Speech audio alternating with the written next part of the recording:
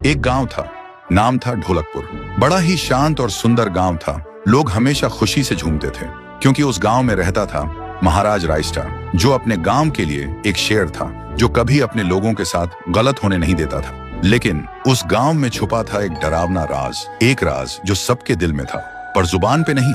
गांव के बीच एक सूखा हुआ पेड़ था जिसे लोग कहते थे श्रापित पेड़। ना कोई उसके पास जाता, ना कोई उससे आंख मिलाता। हर पूर्णिमा के अगले दिन उस पेड़ के नीचे एक लाश मिलती थी। लोग कहते रात में कोई आता है और लाश छोड़ जाता है, लेकिन कभी किसी ने कुछ देखा नहीं और देखता भी कैसे। जो देखता वो अगले दिन पेड़ के नीचे होता था।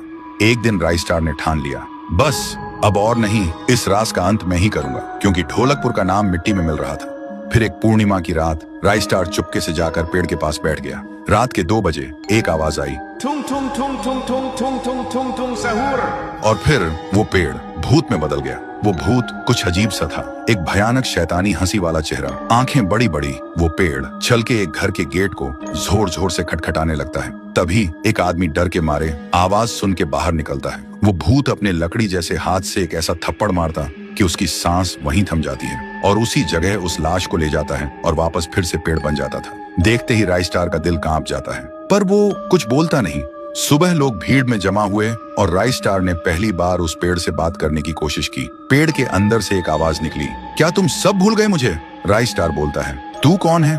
पेड़ बोलता है, मैं हूँ ठुन ठुन ठुन साहुर। एक वक्त था जब मैं भी इस गांव का एक प्यारा सा बच्चा था, लेकिन 100 साल पहले मुझे इसी पेड़ से रस्सी बांधकर उल्टा लटका दिया गया, गांव वालों की आंखों के सामने, और मेरी मौत को तमाशा बना दिया गया, सिर्फ इसलिए क्योंकि मैंने एक राज देख लिया था जो लोग छुपाना चाहते थे।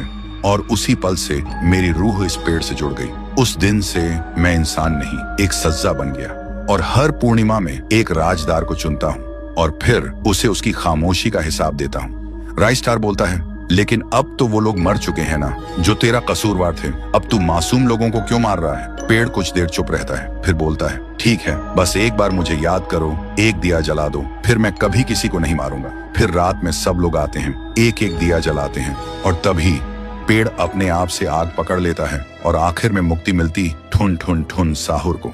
उस दिन के बाद गांव में कभी कोई लाश नहीं मिली। हर पूर्णिमा में लोग एक दिया जलाकर उसकी यादों को जिंदा रखते हैं, क्योंकि अगर भूल गए तो सपने में एक आवाज सुनाई देती थी, ठुंग ठुंग ठुंग ठुंग ठुंग ठुंग ठुंग ठुंग ठुंग सहूर।